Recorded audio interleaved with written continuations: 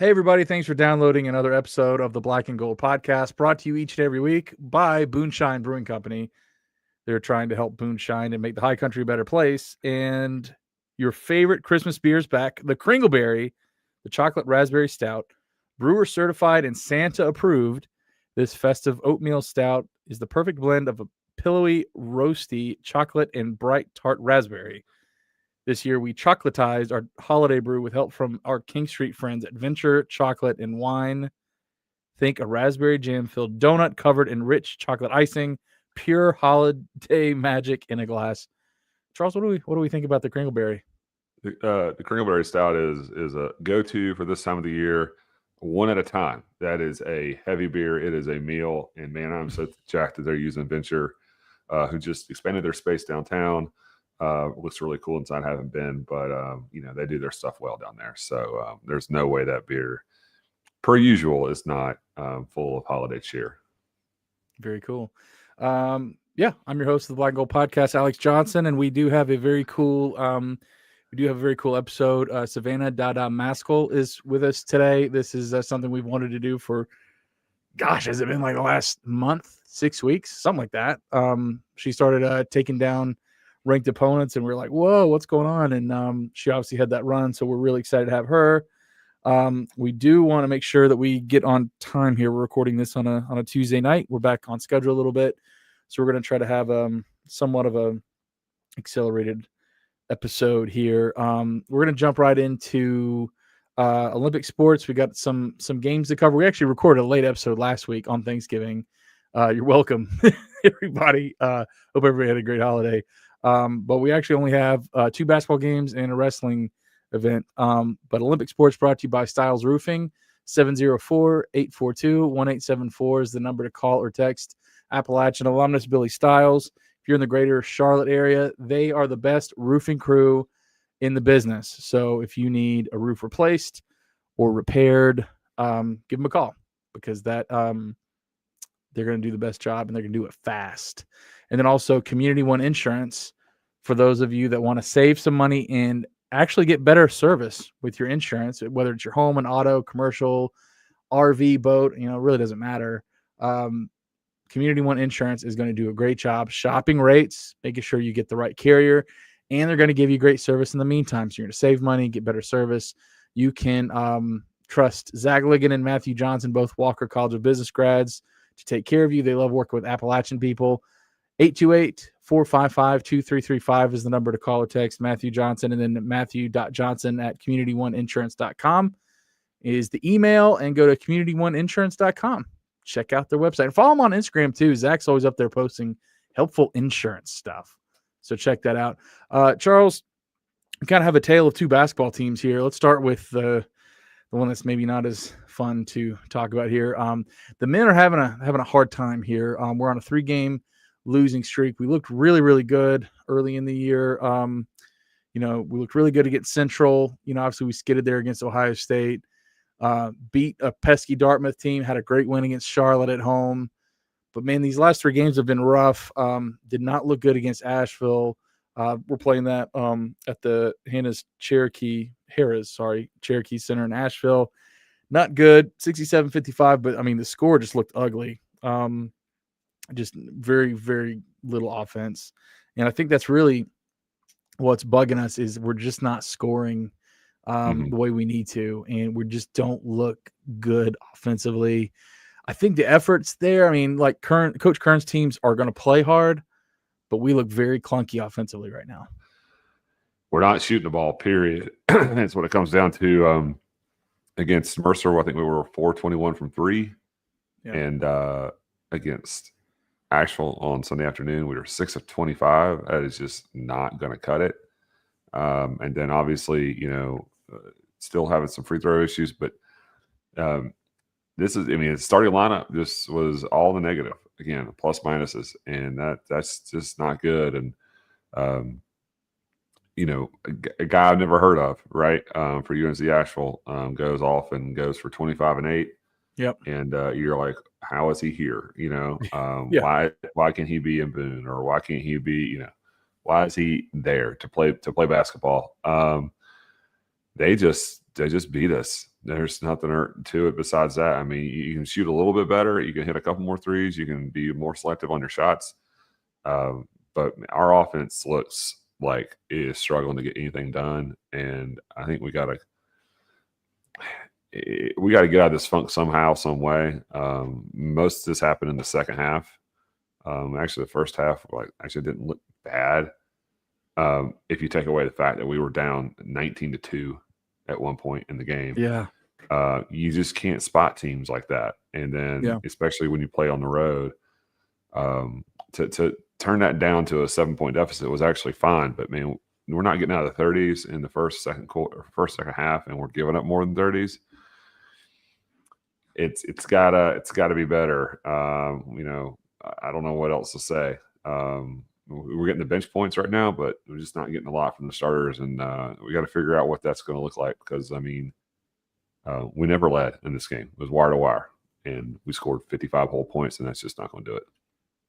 No, there was hope that bring in some different guys, some different guards, and they'd be able to do more things with the ball than just, like, for example, and he was a good player for us last year, but Dior Connors, who was mainly just shooting from the outside, you wanted some more versatility, and it's just not turning into like this lineup, and it's not turning into points, and it's a bummer. But anyway, so next game at home against Virginia Lynchburg, they are 0-7, and they are, I think, a D2 team. So this should be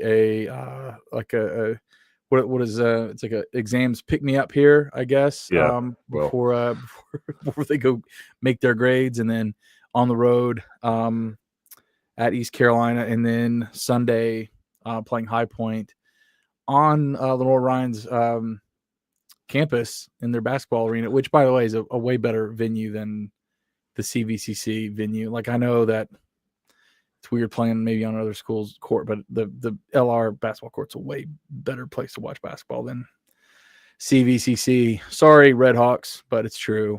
But anyway, so yeah, men's basketball got to pick it up a little bit. On the other hand, man, the ladies are playing really, really well. Coach Sharp's squad they're playing defense, and they're being very consistent offensively. The last three scores, 64-40, 66-38, and then this last night playing Gardner-Webb, 63-53. The ladies are now 6-2 overall with a nice little winning streak. They are playing Clemson on Sunday before conference play begins, which is weird. But the ladies are doing well, Charles. Yeah, Gardner-Webb is a pesky little team. They like to kind of give you that press all game long, and they frustrated us in the second half, outscoring us 31-21. But we had a great second quarter, outscoring them 22-6. So we had a lot of cushion. Gardner-Webb's only won 2 games, so but they did a good job of like turning us over. We didn't shoot free throws well. Kind of got a little hairy there late, but just enough there to win 63-53. Very tough second half to watch. But we got it done when we weren't throwing it away and getting it stolen and all that good stuff. Yeah. I'm looking forward to seeing how the ladies finish out of conference schedule. They are playing Carolina like near New Year's. Not Carolina, but the Carolina that we played. So we'll see how that goes here. Last Olympic sport here to cover, wrestling. We actually do really, really well against the top-ranked NC State team. We end up taking 4 of 10 matches, but overall a 21-14 loss. Charles, we were kind of worried that maybe this season wasn't going to be quite as strong as maybe most recent years, but I don't know. I'll take a really strong showing against a nationally ranked Wolfpack program. Yeah, that's really encouraging to see. I was really excited to see the final score and just how well a bunch of these guys got on the mat, and so almost 1,000 were there in varsity. So that's all it takes in there to make it fun. But yeah, what a pretty solid result. I mean, NC State did get some majors out of these, and so that basically is what it comes down to. But for us to really like dominate the heavyweight and the upper weight classes is pretty cool. So you just love seeing that. I mean, Stephen Moncrief was a 17-3 major. Logan Eller was a 13-0. Thomas Brooker with 11-5 decision, and then Jarvis Little, who's a true freshman. Is that right? Another true freshman gets a ranked win in a decision. Good stuff. It is awesome. That's actually it. That's what we have for Olympic sports, and we don't have any. Twitter has taken the satchel off like this week. And granted, I did post late today, so people really didn't have a very didn't have a lot of time to respond to the satchel. So we only have the Facebook. So let's knock out the Facebook. But our hashtag BGP mail satchel segment sponsor is Blue Deer Cookies, downtown Boone, downtown Blowing Rock, in West Jefferson. Best coffee bar in Boone. Go get you a nice warm drink and some treats as well. Ice cream sandwich while you're at it. And we're giving away for the best submission an ice cream cookie sandwich card to Blue Deer. And shout out, in not really shout out, I don't know, but wanted to mention Austin Northern, his father-in-law passed away, Bobby Idol. A lot of people listening to this know or knew Bobby. He was a listener to this show and heard some good things from Austin, who's the owner of Blue Deer, him and Callie,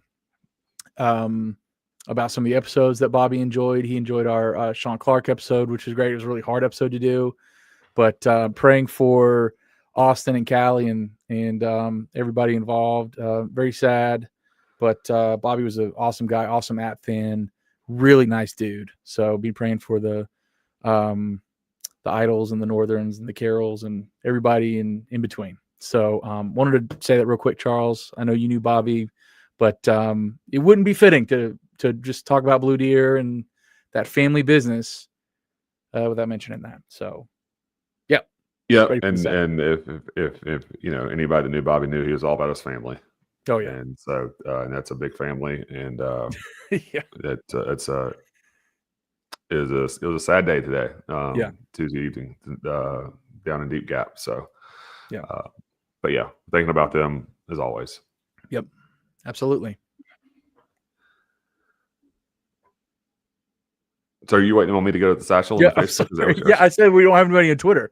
Nobody's on Twitter. I guess I just didn't get the I wasn't carrying the segue too well there, AJ. That's on me. Here we go. Just another 600 episodes and we'll get it right. Yeah, we'll figure it out one day. All right. All comments, not just most relevant.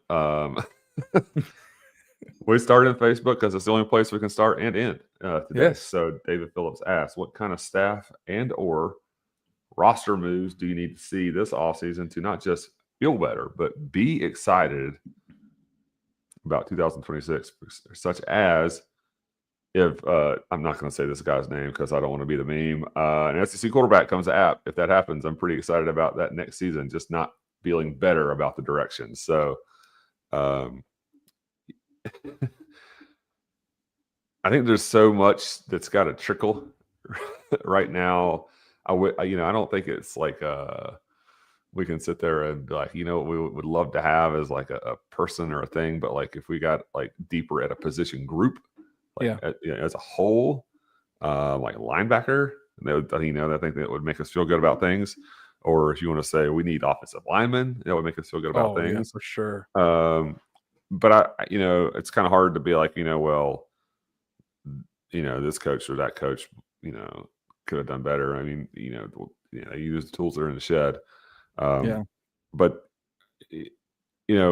we will have is another, like for the first time, Dow will have a whole year of recruiting under his belt for Appalachian State, not for someone else. So we'll see who holds on tomorrow, because tomorrow is signing day. Yep. And I think that'll give us a little bit of direction and give us some idea of where we need to go into the portal and what we need to support what we have with. Yeah. I have no idea who needs to go on the staff or whatever, because we don't know. I don't know. You don't know.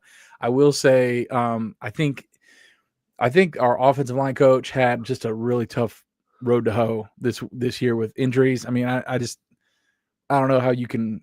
I don't know if we can really say that the offensive line coach did a good or bad job based on what they had to overcome. So I'm willing to say I don't know on that one. I do think our wide receivers underperformed. I think they did. I think that was constantly dropping first downs, dropping touchdowns was constantly a theme this year.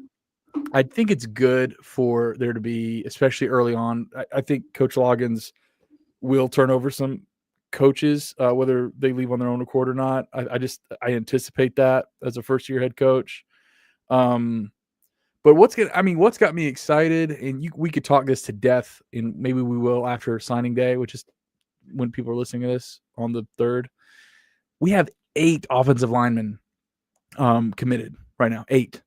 And one of them is a JUCO. And there's a couple others that had offers from JUCO. So they are taking the offensive line issue very, very seriously. And to me, that gets me the most excited because that was, I think, the area that hurt us the most this year. Coach Loggins had a lot of tight ends blocking, a lot of running backs blocking, trying to do what we could to move the ball, I feel like, in a lot of ways. And, that offensive line is going to be so critical. And we just have done such a bad job as a program building depth at that position. We're always going out and having to get, redshirt juniors and redshirt seniors and then having to replace them year after year. So that's getting me excited, is seeing this class. Will they pan out? No idea. Right. We will see. We hope. It kind of gives us leads us into our next question from Jason Hutchins. What was the biggest success of the season, and what was the lowest or the least, I guess you would say, with the least success? I think everyone goes to AJ like, hey, we stopped the run. Like, that was a big deal. That certainly happened. I think at times we ran the ball pretty well, better than we did last year. Yeah. And I think you talked about the wide receivers. I think that's pretty clear that, and probably part of their underperforming is a little bit of the offensive line, and then going back and forth between quarterbacks, like, basically 4 different stints of each guy, or 2 different stints of each guy. So 4 different stints is the way I look at it. Hope that math adds up. I think we could obviously get better in the secondary. That was a struggle, stopping people, but as far as, I do think strides were made. They just weren't made like specifically in the win-loss record. Right. And so it didn't have to be big strides, but they were just enough that while we're getting adjusted to new people teaching the same things, but different things, it just didn't add up on certain weeks. There's 3 or 4 games we probably wish we all had back, especially the last one. And that, we can get better at. Like, we can get better at playing 60 minutes. We can get better at finishing games, not making those critical mistakes. It's one of the biggest things. Yeah. Had a pair of running backs that did pretty well this year too, that, even with the O-line, I think DeBinion had a good first half, and Trig Lewis coming in. I just like the way he ran. I think they both complemented each other, and all things considered, with the offensive line, had a pretty solid year. John Bowman, knowing what we know now related to the complete shift of the college athletic landscape of the last 5 years, portal, NIL, and super conferences, do you think we should have stayed FCS, or would you still have agreed with moving up to FBS? AJ, take that one. Ooh, man, no. I was just talking about this today with somebody. Staying still wasn't an option because the landscape was sliding under our feet, and the move was absolutely necessary. If you look, I think the numbers are. I think this is correct. When Richie Williams and then that team, or I guess Trey Elder, stepped foot on that national championship turf in December 2005. From that moment to now, I think there are more than 20 new FBS programs in the country. I think that's right. I think it's at least 20. So there have been more FBS scholarship positions. So the FCS ranks what players were going to the Furmans, the Appalachian States, the Chattanoogas, and whatever. They're going. These are FBS programs, and they're getting offers from. So the FCS was sliding down And we made that move up not to wholesale take a full step forward, say, hey, we have outgrown everything. The landscape was shifting, and we needed to take that step to basically stay among peers, and that's what we did. Staying in FBS now would be very strange. But this is a new world. I mean, we're does anybody want to argue that we're a peer where we're playing? We're not overmatched. We're not overmatching them, and we're where we're supposed to be. If we were playing in the Southern Conference, it would be very weird. No, I don't think that was the right move at all. I mean, I'm sorry, I don't think staying FCS would have been the right move at all. Just the industry changed around us, and you can either move with it or get drugged behind. And I think even Charlie Cobb couldn't mess that one up. So yeah, we had to go. I don't know if we need to spend a ton of time on that, but I don't. We wouldn't have the enthusiasm. We wouldn't have the crowds. We wouldn't be playing bigger teams. We wouldn't be playing at Bank of America Stadium if we're in FCS. Like, it just wouldn't be happening. So, like, if those are things you enjoy and playing in ball games or whatever, it just wouldn't happen in FCS. Yeah. PJ Hennessy, how many Chipotle burritos did I need to buy yesterday to cover the NIL for a starting quarterback in 2026? I got a coupon the other day. You know what I'm talking about? The other day. Yeah, I do. I got a coupon the other day for double meat, and I didn't use it. I should have. In the email, didn't use my double protein.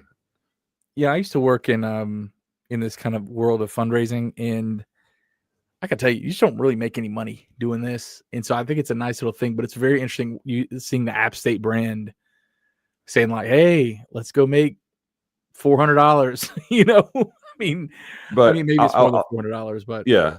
And I'll say this too, though. It's good to see those types of brands like partner. Yeah. There's lots of places around town that do those kind of things that are more local. Yeah. It's good to see something that's more like a larger franchise chain, whatever you want to call it, to do something like that. But yeah, I think we're in a tough spot right now because it feels like we're still got a little bit of burn from 5-7 and not going to a bowl game, and it's almost one of those feelings where like it doesn't matter what they do, they can't do anything right. Yeah. And which is tough because you still got to do right. You like the clock is turning. Like tomorrow's a new day. It's signing day, and what happens the next day? You think about the next thing. Yeah. And wherever you can get it from, you need to get it from. All types of revenue streams need to be used and utilized. So, but I do enjoy the humor, PJ. Yeah, that's pretty good. Are you like an extra sour cream guy or extra guac? I would prefer probably extra guac at this point in my life versus extra sour cream. I want an appropriate amount of sour cream, but I just don't want it to be caked on. I don't know. What about queso? I'm not crazy about Chipotle's queso, honestly. Whoa. I'm crazy about it. I hope we didn't cause too many wrecks on the interstate this morning. It's fine. I just got to look, I'm just saying, some things you just can't say. Like, you're going to hurt somebody out there. Okay, listen, all due respect. I mean, with all due respect to all the queso enjoyers of Chipotle, it's fine. I didn't, but I mean, queso's good, man. I mean, put hot cheese on something, it's good. It's totally good. There you go. What's your order at Chipotle, Charles? It's not special whatsoever. I like rarely go. I do. Yeah, I'm going to get one of the usually like a chicken or a steak, and then put 2 or 3 different types of cheeses on there, and some corn, the fajita vegetables if they exist, if they're in stock, and then just sour creamy and little red salsa. Do you have to give the server the eye to give you some extra portions? Usually I just say, hey, I'm up here. I got to feed all this. I'm just kidding. I usually order online. Oh, okay. I gotcha. Do you believe that if you order online, you get less? Yeah. Yeah, I got to try that. I haven't really tested that theory. I mean, I'm guessing. I mean, I just don't like lines. Like nothing drives me crazier than like driving all. Don't get me wrong. Let's say it's Chipotle from the courthouse. It's a little bit of a hike, Yeah. at 12 o'clock or sometime, the busy traffic hour. And then like getting there and be like, you know what, I want some Chipotle. And then you're like 6 people deep in line. You're like, God, I want to sit here and wait in line. Like I'm killing my lunch.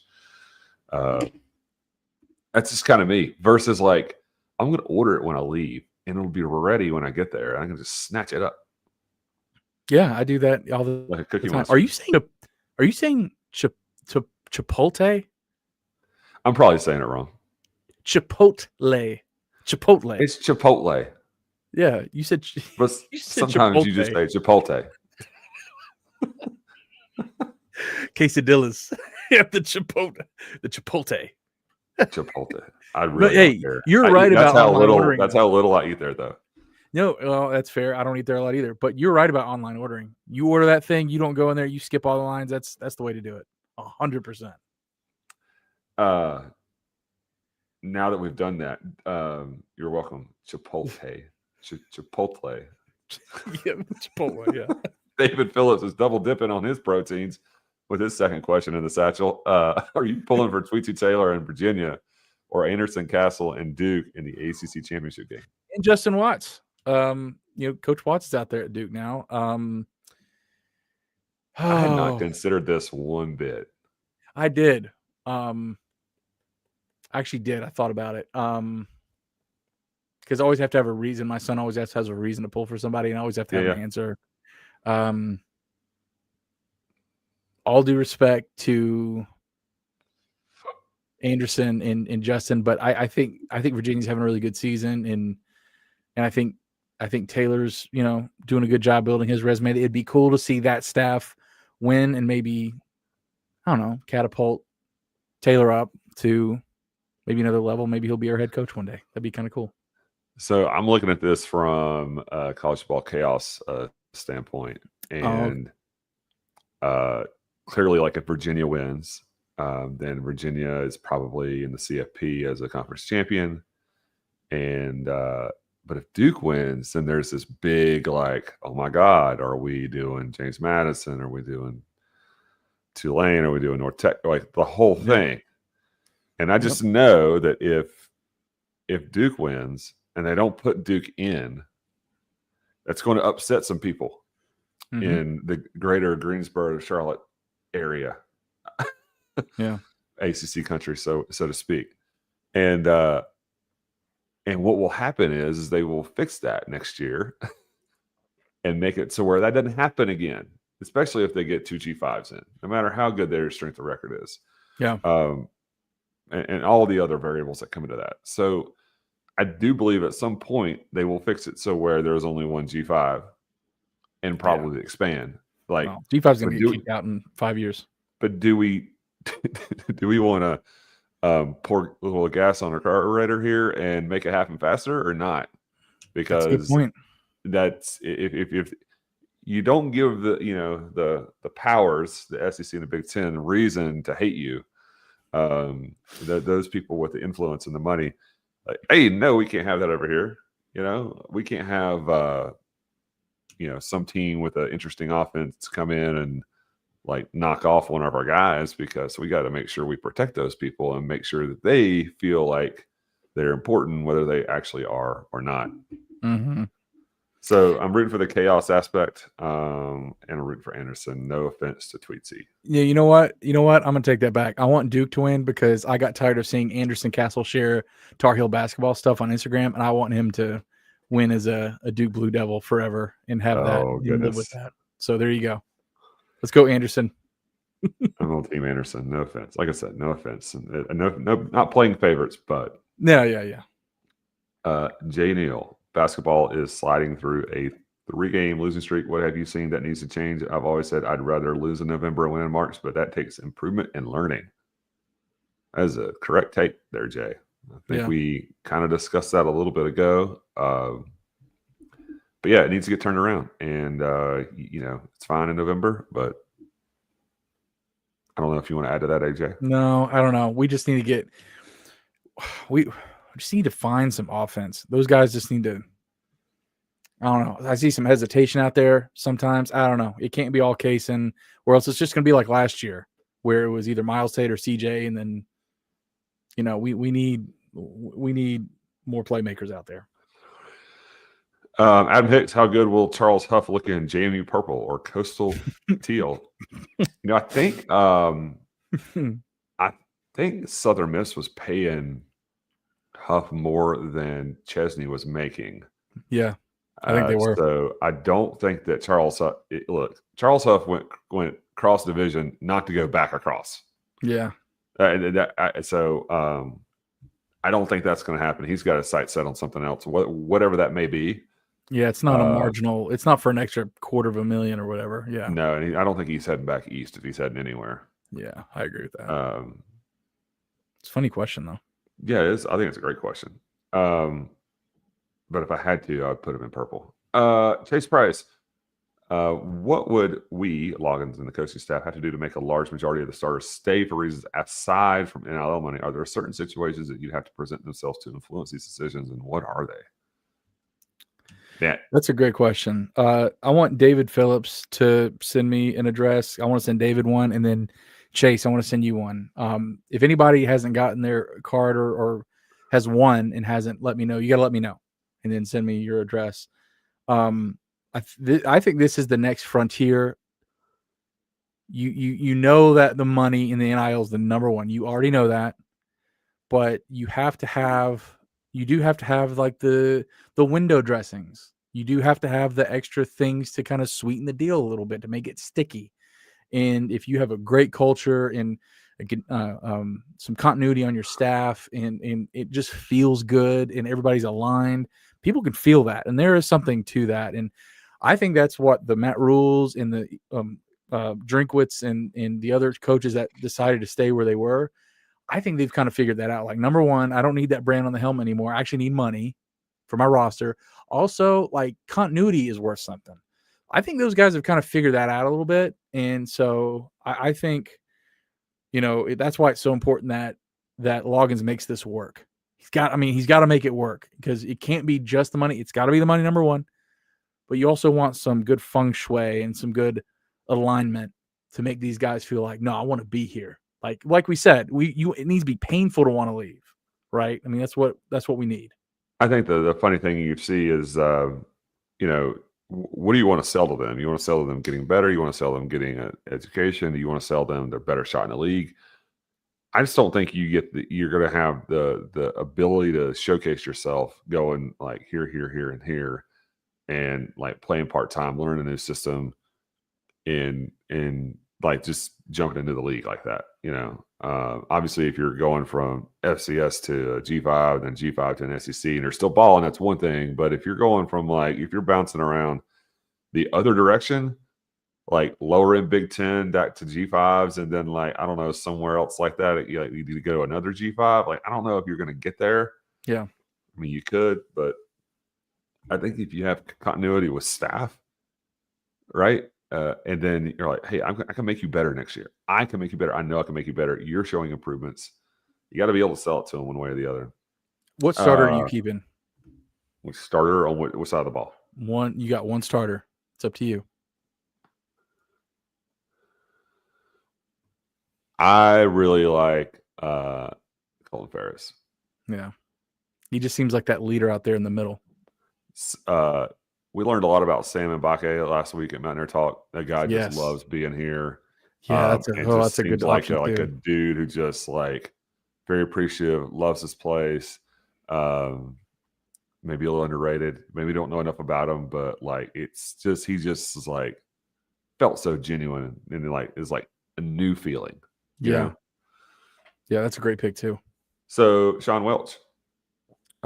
This is kind of new information. You and I actually discussed this off air on Sunday night or afternoon or morning, whenever the heck it was. $3 million NIL budget from North Carolina Gambling. What do you know? Is this a one-year payout? Is this a recurring revenue? How does this compare with other states, especially in the Southeast? So, AJ, do you mind if I take this? Yeah. Okay. I don't know how it compares, so I can't answer that part of the question because different states have different tax implications on what casinos are in and out, right? So whether it's DraftKings, FanDuel, BetMGM, Caesars, what have you, they charge more. And obviously the states want to charge more because then they can take those tax dollars and pass it along. The more you get taxed, the juicier the lines are, the less they pay out, the less fun it is for certain people who like to do those things. But this is recurring. So now people are very familiar. If you're paying attention to any type of state politics, there is no state budget this year as of yet. Probably won't be. But there are two different versions that would give more of this gambling tax funds to schools such as App and ECU and Charlotte and all the others like that are in FCS. And there was another version that was like, let's load up Carolina and State. So clearly we know which one we would prefer. And actually, I think the Carolina State one would actually reduce what we already had. Yeah. So yes, this is a little injection of funds. Everything that I've seen and read is that North Carolina has exceeded the expectation as to how much was being gambled in the state. Like, well, so look at this, look at these numbers. So that's how they know how much they can give out. Is like, hey, we got to adjust this down, we got to adjust this up, depending on what schools you're talking about. But in the original bill back a couple years ago, a year and a half ago, they weren't going to give anything to like the apps and UNC Charlotte's and ECUs. They were just going to give them to like the FCS schools in the state, and because they needed the money more than anybody. And they're like, look, people are going to gamble. We got to fix this. How are you going to leave out these other schools? So people got their heads straight and all that good stuff. So, but are you going to sit here and say it's going to be $3 million every year? No, because every year there could be a new budget. Every 2 years there could be a new budget.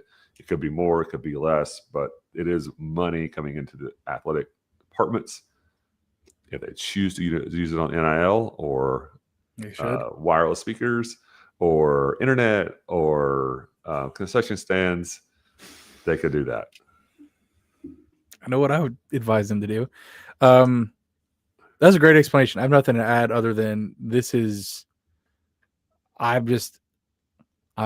gambling's not my thing. I don't know a lot about it. I don't do it. This is, Charles, you are more experienced in this way. I just know we need it. State budget. State budgets. State budgets. Yeah, that's right. But yeah, I mean, it's going to happen. I did see where Hunter Bailey tweeted this. He's the beat writer for Charlotte, UNC Charlotte. I mean, they want to spend $5 million next year. They want to spend $5 million next year. And I'm sorry, that makes a difference. That makes a huge difference. And Appalachian, word on the street is there. We spent 1.2, I think, this year. That's not going to cut it in this league. It's just not.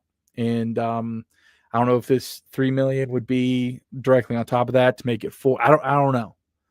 But I'd rather for once be ahead of this in our conference than somewhere stuck in the middle. Very interesting though.